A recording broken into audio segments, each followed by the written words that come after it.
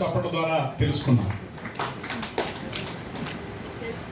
So అదేవిధంగా మన మధ్య ఉన్నటువంటి ఆత్మీయ అతిథి కళాబంధు డాక్టర్ రామకృష్ణ గారికి ఎంతోమందికి కళామ తల్లి ముద్దు బిడ్డలకి పరిచయం చేసినటువంటి మహోన్నత వ్యక్తి మన మధ్యలో ఉండడం మనం నిజంగా అదృష్టంగా భావిస్తున్నాం. అదేవిధంగా మన మధ్య ఉన్నటువంటి విశిష్ట అతిథి డాక్టర్ ఆర్ కోటేశ్వరరావు గారు, సీనియర్ పాత్రికేయుడు. వారిని అభినవ నారద మహర్షులు చెప్పచ్చు. నారదుడు అంటే చాలామంది అనుకుంటారు, ఏమనుకుంటారండి? కలహప్రియుడు అనుకుంటారు. కానీ కలహప్రియుడు కాదు, లోక కళ్యాణం చేసే కలహప్రియుడు. వారిని ఈ సందర్భంగా మనం చేస్తున్నాం. దాంట్లో యొక్క సారం వస్తుంది. నారద గారి అక్కడిది ఇక్కడ విషయం చెప్పడం వలన అద్భుతమైనటువంటి ఒక నీతి, ఒక మెసేజ్, ప్రేమ అనేది విషయాన్ని కూడా నారద మహర్షుడి రాధాకృష్ణుల మధ్య, రుక్మిణి సత్యభామల మధ్యన తీర్చింది నారదుడు గారే. తులాభారం కాబట్టి అభినవ నారదుడు వారు ఉండటము ప్రజా శ్రేయస్సు, ప్రజా కళ్యాణం కోసం వాళ్ళు చేసే పాత్రికేయులు గారికి నేను మనస్ఫూర్తిగా నమస్సుమాంజలు తెలియపరుచుకుంటున్నాను. అదేవిధంగా మన మధ్య మరొక విశిష్ట అతిథి డాక్టర్ వల్లూరి శ్రీనివాసరావు గారు. వల్లూరి గురించి పల్లవించాలంటే వారు ఒక అల్లూరి.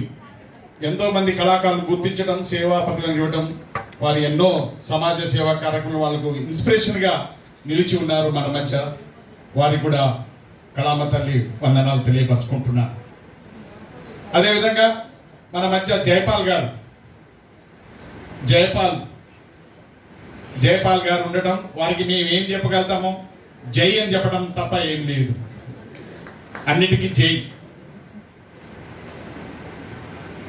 ఇంకొక ప్రత్యేక అతిథి మా గురుగారు, గురుతుల్యులు శ్రీ బిక్కీ కృష్ణ గారు.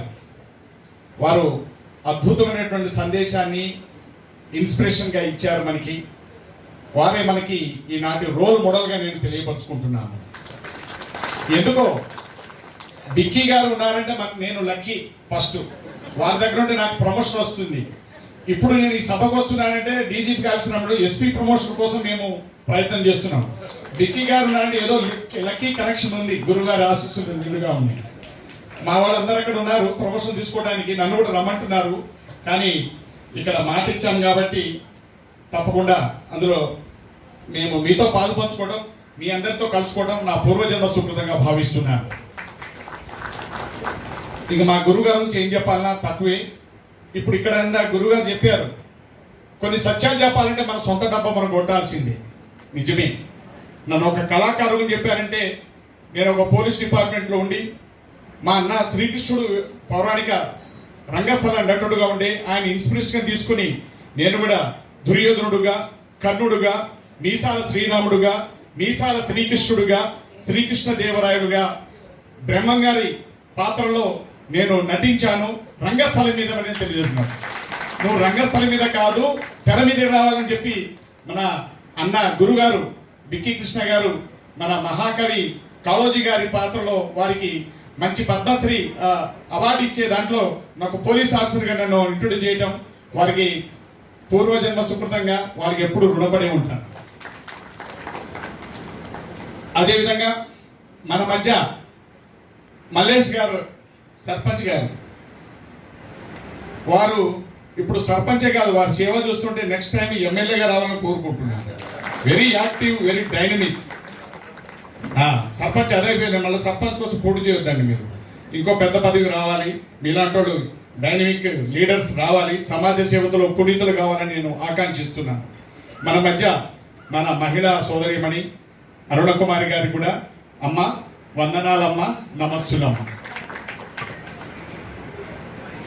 మన మధ్య సామ్యూల్ గారు ఉన్నారు. అద్భుతం. సామ్యూల్ గారు ఉంటే ఇక మనకు ఇప్పుడు సమ్మర్ ఇచ్చేయవచ్చు, అంటే ముగింపుకు వచ్చాం మేము. లాస్ట్లో వచ్చారు కదా, లేట్గా వచ్చిన సామ్యూల్ గారు లేటెస్ట్గా వచ్చారు.